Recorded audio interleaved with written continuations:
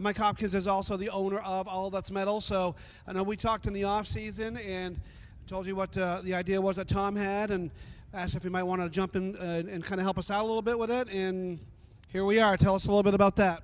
Well, obviously, I can't thank the Mayberry family enough for all they do for short track racing and all you wonderful fans. And I had a brainstorm that I was going to go in the metal roofing business, and a good friend of mine, Andrew Schrogren, has been in the business for a long time, and him and I partnered up. So we own that company together, and obviously being a racer and, you know, and racing for Tom and racing all over the country a little bit and getting my feet wet, at a place that is so tough to win at, it just seemed right. And for us trying to, based out of Bangor, we're doing a lot more with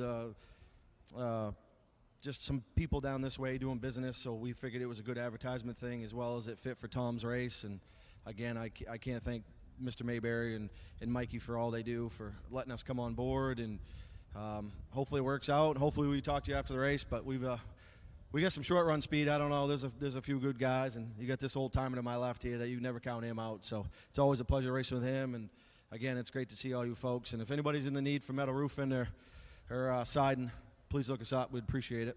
Yes, that's All That's Metal. You want to check those guys out. Now, that's your business owner side, your car owner side, your race car driver side. You mentioned that you have a lot of short run speed. This is a 300-lap race with 2 sets of tires plus the qualifier tires from yesterday. So there's a little bit of a different strategy than what we'd have for the 250. What are you guys thinking as far as that's concerned? Well, we're still back and forth. I know there's some guys taking 2 rights and using the lefts and taking 4 and running on the 4. I don't know. I think we're going to flip a coin. But again, it's definitely a strategy game, and I mean, there's a lot of good guys that know how to play the strategy, and it's easy to be a Monday morning quarterback. So hopefully our strategy works over everybody else's, and just keep our nose clean for 250 and be there with 50 to go. Now you come down with 10 laps to go, and maybe your teammates in front of you. What do? Well, there's 40 grand to win, right? So I got to get some of my money back somehow. Him and we'll have to wrestle it out after, I guess. But if I got to do what I got to do for 40 grand. There you go. That's Mike Hopkins. We're going to step over here, and this guy needs no introduction. 153 wins, I think it is, here at this racetrack, and somewhere in the neighborhood of 260 in your career. What would it mean to you to add this at the ripe old age that you are to your resume? You have to be right up on top of the list. I mean, we're struggling a little bit today. We got a lot of good fast cars up front, but yeah, this would be right to the top of the list. Now, what do you, Mike, I mean, it's no secret, you've been doing this a long, long time. How do you kind of keep up with some of these younger kids that are out there that seem to be able to hustle along? You're no slouch behind the wheel, and you seem to be able to kind of maintain with those guys. Well, when you love racing like I do, I just try to keep up with them young pups and beat them at the end. But I tell you, I want to thank all you fans for coming out here today and supporting Tom and Tom Mayberry and the crew for putting this race on, because this is an awesome race, and whoever wins is going to win a lot of money. What are you going to do with that money if you win it? Well, the way I've been wrecking cars, we'll probably put it back into the car. There you go. That's Mike Rowe. We're going to step over here and talk with Johnny Clark. Johnny also has been very successful, not just on the past tour as a 7-time or 8-time champion. 7-time champion, working on 8. Also a 250 winner here in 2020. So we saw the video, the test sessions. How's the car now? Better than in the test sessions. We've struggled here, no lie, for a few years. But we seem to find some speed when it comes to these bigger paying races, and boy, we found some yesterday, and it's been really good. We just hope it can last. I was really happy to go 75 laps yesterday and not go down a lap. We were in contention, and Trevor was out there. There was no way of us catching him, so we just kind of rode there in second and tried to save something in case we need to use those tires. So, speaking of those tires and strategy, you do have a close to the front starting spot. How does that affect your strategy thought process here with kind of 2.5 sets of tires to work with? What do you guys think?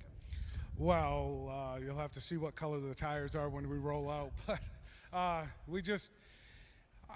I think it would be hard to do it on 8 tires. I think you're going to have to put those tires on at some point, and probably the sooner you can get rid of them, the better. But it's going to be a good race. It's going to be comers and goers the whole race.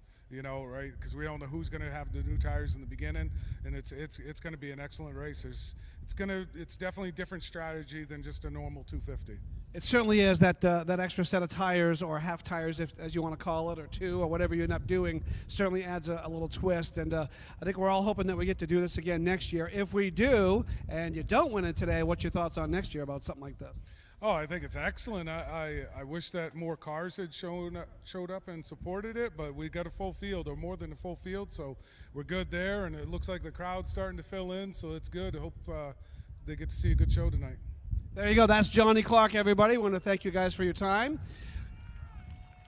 We got a few more guys coming out here to do some interviews momentarily. For the moment, I'm going to toss it back to Mike, and we'll keep moving on with our show here. Thanks a lot, Kevin. He did mention got a few more drivers scheduled to come out here and chat, and then we will get to feature action. Again, first feature of the night is going to be the Little Webb's 350 Super Series, 40 laps of green flag action for them. If you're just arriving, they ran single car time trials, and they will invert either 4, 6, or 8 cars. We'll find out when they roll onto the track how big the invert was. Jeffrey Battle setting fast time for them. Following that, 100 laps, $10,000 to win for the New England Super Modified Series, the biggest event in the history of that series, which was the brainchild of Tom and Mike Mayberry, started in 2022, and that series is growing very slowly but very surely. They have a lot of big events this year. They'll be part of the Star Classic weekend. They have 2 more events here at Oxford Plains Speedway as part of the Bar Harbor Bank and Trust Oxford 250 weekend. They will be part of Milk Bowl weekend at Thunder Road and the Thompson World Series of Speedway Racing. A lot of huge dates for the New England Super Modifieds, and several cars we're hearing are in the works to be ready for the back half of the season. So great to see for these big block Super Modifieds. We'll, of course, wrap up the night with the event you have been waiting for, the All That's Metal Celebration of America 300. Qualifying was set yesterday. They ran 2 75-lap heats. We'll give you a quick recap right now of each. Trevor Sanborn, the weekly super late model point leader at Thunder Road, was the winner of the first qualifying heat. Oxford, excuse me. Dave corrected me there. When you go to 40 races a year, they do blend together a bit, don't they? But yes, Trevor Sanborn, the weekly Oxford point leader driving for Richard Moody Racing, was the winner in the first 75-lap qualifier, which means he will start on the pole for the main event. Johnny Clark, who you just heard from, is going to start third after his second-place finish. Johnny Clark, the newest member of the 50-win Pass Club, picked up his 50th Pass-sanctioned win at White Mountain Motorsports Park a couple months ago. And if you're just arriving here, normally we do have a winner's handicap where if you've won a Pass feature that year, you can't start better than 11th. But Pass did decide to waive that rule for this event, just like they waive it for the Oxford 250 because of the lap money involved in today's event. $25 to the leader of each lap, $25 into the general prize pool. Joe Pastori, of a surprising run a bit in the first qualifier, finished third. Joe Pastori finished 5th in weekly points here last year, but this is only his second time out this season, had a very strong run in the UPP Global machine, and came home third, which means he'll start 5th. Corey Bubar, the former Beach Ridge driver of the 2010s, came home 4th, and it was the 32 of Brandon Barker in the Archie St. Hilaire machine who rounded out the top 5 in heat number 1. Austin Terrace, Mike Hopkins, who you just heard from, Mike Rowe, Ben Rowe, and Gabe Brown completing the top 10.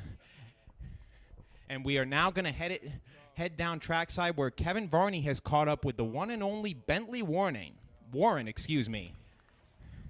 Thank you, Mike. I'm standing down here in Victory Lane. I've got Bentley Warren with me, and this guy stood in all kinds of victory lanes all across America.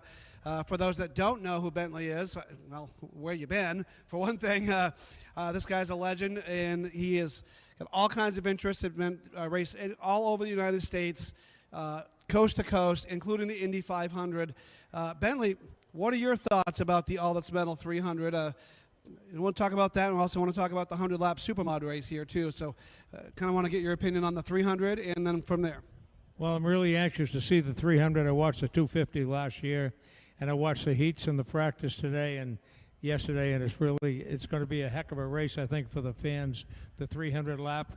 And then I think the supers, because Tom and Mike Mayberry's got the super modified count up quite well compared to what it's been at most tracks. So you people are, going to see better racing here than you will probably at all the other super modified tracks, except for the ones these guys promote. They're doing a heck of a job. Yeah, third year of the New England Super Modified Tour. I know it's been a few years since you sat in a Super Modified, and I do remember you here about 8 or 10 years ago racing in a Super Modified race here. But what are your thoughts about, you have a lot of experience in Super Mods, what are your thoughts about what's happening with that New England Super Modified Tour?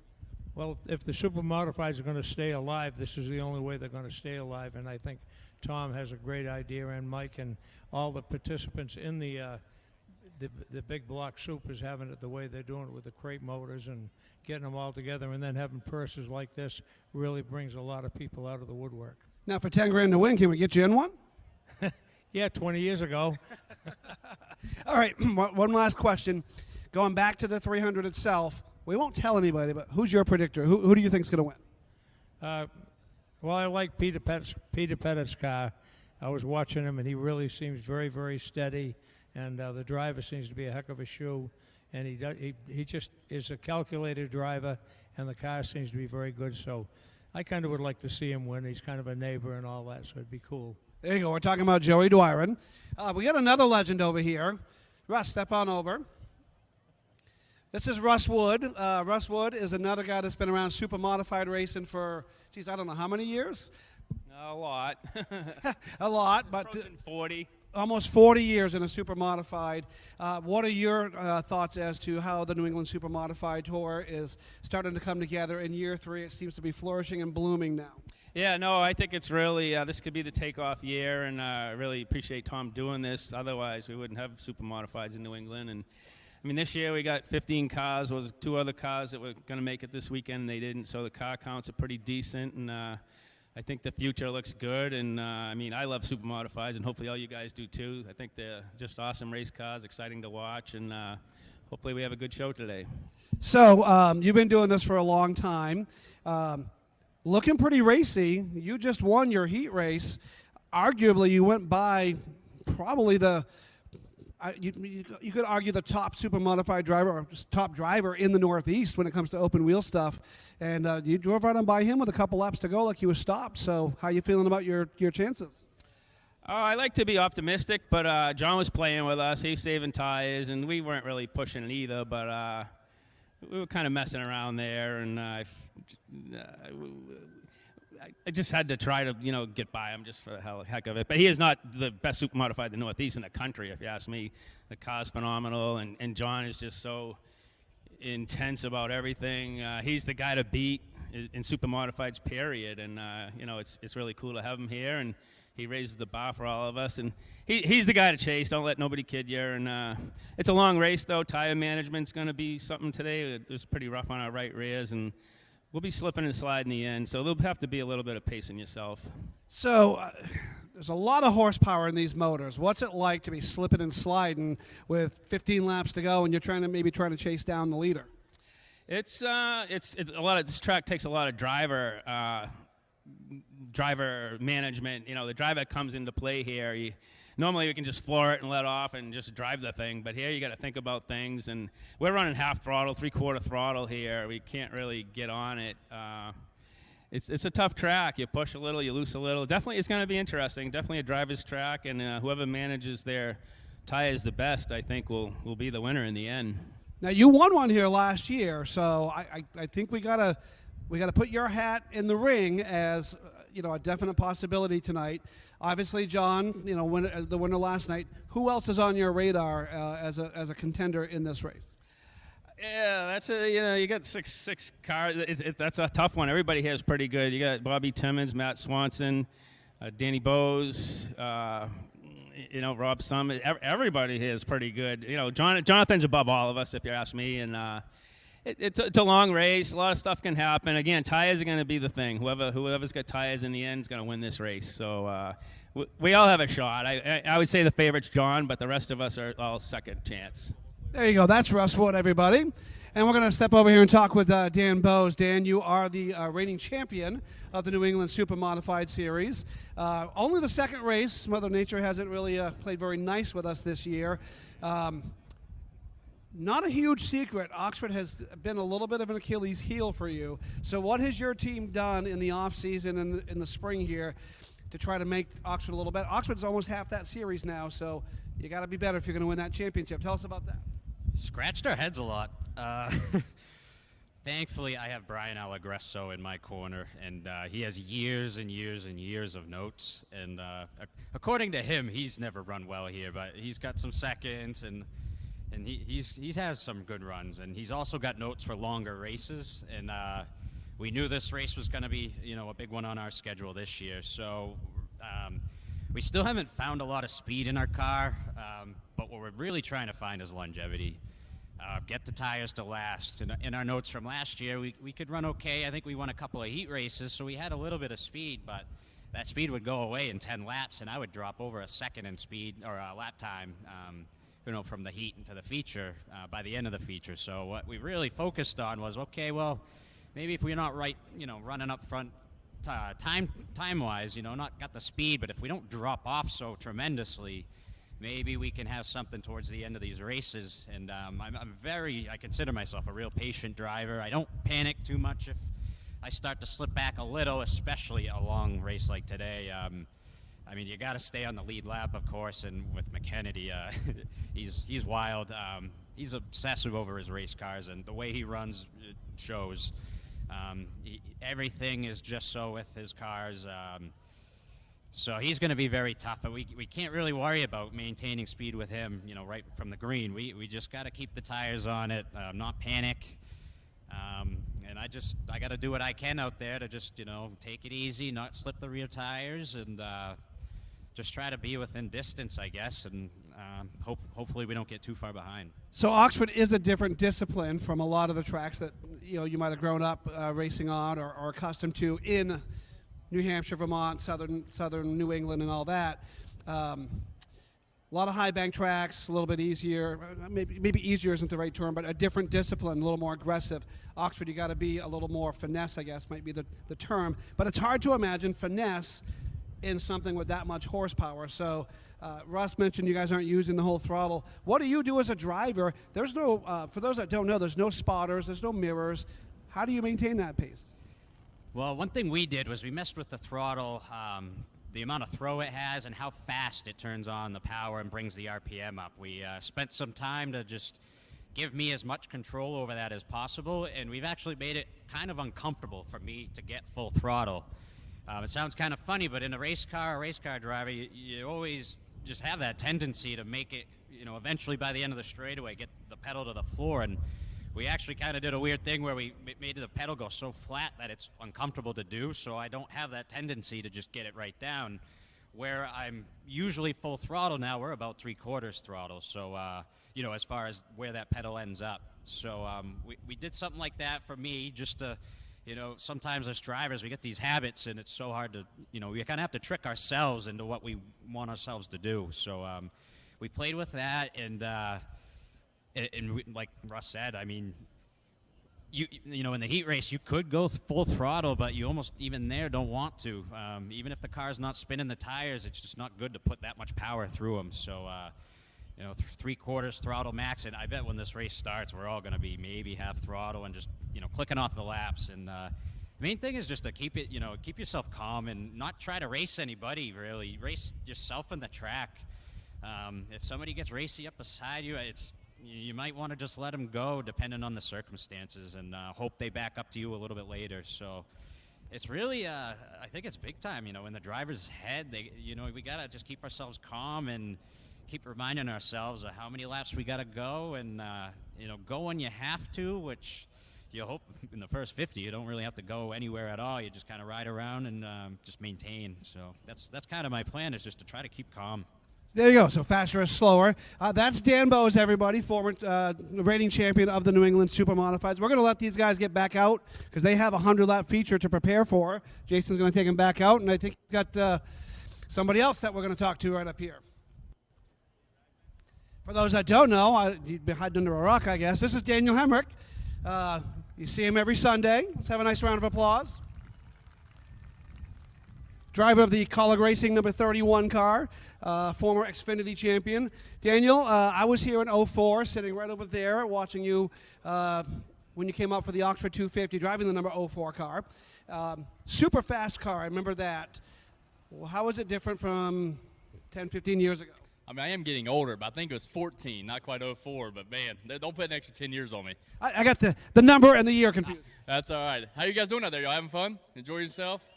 Yeah, hopefully, you know, I am having a blast. I love coming up this part of the country. Love you fans. Y'all are awesome. We were just racing over New Hampshire a couple of weeks ago, and you always show up and show out, so we appreciate that. And, yeah, just I had the opportunity for my buddy Derek Nealon, who spots for Kyle on Sundays. My gosh, Derek Nealon was he was a roommate of mine back 15 years ago back in North Carolina. So he gave me the opportunity between him and his car owner Mike Bryant to give me a chance to come out here and run the show. And like I said, it's been 10 years. Unbelievable how fast time has went by since I've been here. And yeah, just look forward to being on this unique racetrack. It's still as challenging as I remember from 10 years ago, and wouldn't pass up that opportunity. Look forward to having a good day today. So tell us, in the 75-lap qualifier yesterday, had a pretty good, solid starting spot, kind of got going. Car looked like it might have, it's hard to tell from up here, but certainly wasn't handling in the way that you wanted. So tell us about your qualifier. Yeah, I was trying to mask it as long as I could, but I was struggling to roll the center, late center like you need to here to, I feel like, be good. We worked on a little bit in practice. I wish I could sit here and tell you that I felt like we got it where it needs to be, but it don't quite feel right yet. But that's the joy of running a 300-lap show, right? You got to just have it good enough to continue to make it better, give yourself a chance to get to the last 100 laps, and hopefully by then you've done the right things and had the right pit strategy to give yourself a chance to win. And yesterday was a struggle, though. We've, man, these guys have, the entire team, really, Derek Nealon's put together, have worked their tails off. We just haven't been able to figure it out. So anybody who is involved in racing knows you do this long enough, you'll have weekends like that. And I say weekends, a weekday. It feels weird for me to be racing on a Wednesday, but look forward to doing just that here this afternoon. Hopefully we get the car a little better and we can go have some fun. So, and I don't know if you're really involved with your team's strategy. 250 laps here. Typically an Oxford 250, you kind of split it somewhere in the middle, you know, give or take 10 to 15%. We've got a kind of a wild card here with that heat race set of tires, which some guys are going to start on them, some guys are not, some guys are only going to take two. Any thoughts as to what your team is up to? Yeah, I wish I could say yes, but we've been working on the car so much, the strategy has been very low talk. I know kind of what my buddy Derek's planning on doing. I feel like a lot of guys are going to run probably right around the middle and split it and put those set of tires on. Hopefully never have to put those 75 lappers on. I know I abused mine so bad yesterday, they'd be hard-pressed to get me to put mine on, but you never know. Racing has a funny way of making you do things you didn't think you were going to do, and over the next couple hours, we'll see where we fall in that category. But, yeah, just look forward to obviously having the opportunity to have some strategy, right? Mix it up. You know, I appreciate Tom and all the fans and really just everyone within PASS that's welcomed us here back to Oxford. Love doing this, and hopefully within the strategy and us getting our car a little better, we can have, like I said earlier, have some fun and give ourselves a chance. So your day job, your week job, give us your favorite track on the tour. Oh gosh, man, that's tough. It's really tough to answer that. I obviously grew up racing tracks like this here at Oxford, short tracks racing throughout the Carolinas, throughout the country. So I love when we went to short tracks. I love going to Richmond. It had a surface very similar to this. It wore out. But, man, one of my favorites for sure was the old Atlanta before they reconfigured it. It's a little different for sure now, but same thing. That Atlanta mile and a half back, you know, way back when, it had characteristics of a short track at 200 mile an hour, and it's hard to emphasize exactly what that's like. But it did. It took you back to your short track roots at 200 mile an hour, and that was a blast. But I always tell everybody when they ask me that particular question, you know, I grew up building my own race cars, going, you know, working on them in the shop, driving to the racetrack, fixing them, coming back, not knowing if I was gonna, or how I was going to get to the racetrack each and every week. And I don't take it for granted any of them I go to. I'll say every one of them I go to is my favorite. And it just so happens that today is Oxford. Does that also include the streets of Chicago coming up on Sunday? It's going to have to here in about 3 days. What's your outlook on that? I mean, obviously you didn't grow up doing a whole lot of road racing. So what's your outlook? You get sim time and all that stuff? Yeah, so it's funny you asked that. So, you know, we ran Nashville, had a rain delay race on Sunday, which was chaotic finish. I think we had, 5 overtimes, 30-some laps of overtime laps. And when it was all said and done, the 31 car here, we shook out with a ninth place finish, which was solid for our group. You asked about sim. I had to get on the plane, fly back to North Carolina. I got there at 2 a.m. I had to be in the simulator at 6:45, an hour away from my house, and left the simulator, had breakfast with my kids. Literally the first time I'd seen them in 4 days. So my wife was generous enough to meet us to have breakfast, and I jumped on the plane to come here. So got all my simming done before I came here for Chicago. It had its moments of, hey, I think I can do this, and some moments where not so good. So hopefully the team went the right direction. I've been in contact with those guys, on and off since I've been, in the car and out of the car here. So they say I'm prepared, and they feel prepared. So hopefully they are, and we can be the same day. Last question. Come down to 20 to go, and it's you and Kyle. You're behind him. What do you do? Kyle's had a way of getting the best of me in the supers over the years. So, anything less than beating him is going to be disappointing. So hopefully we put a show on for y'all. There you go. That is Daniel Hemric, everybody. We're going to see him in the 300 here in a little bit. Thank you. With that, Michael, back to you. Thank you very much, Kevin, and thank you to everyone who took the time to come chat with us here at the All That's Metal Celebration of America 300. Love hearing insight from the drivers, not on the track itself, on what we're about to see tonight. We are getting ready to go back racing. Again, we will be starting our feature action with the Little Webb's 350 Super Series 40-lap main event, and we had mentioned earlier they were going to determine after the race, whether it's after the trying trials, whether it was a 4, 6, or 8-car invert. Well, the pill they ended up pulling was the 8-car invert. So the top 8 drivers from the time trials have been inverted for the 40-lap feature. You can see the cars getting staged at the top of turn 3, getting ready to roll out. And let's take you through the starting lineup while we get ready to see them go.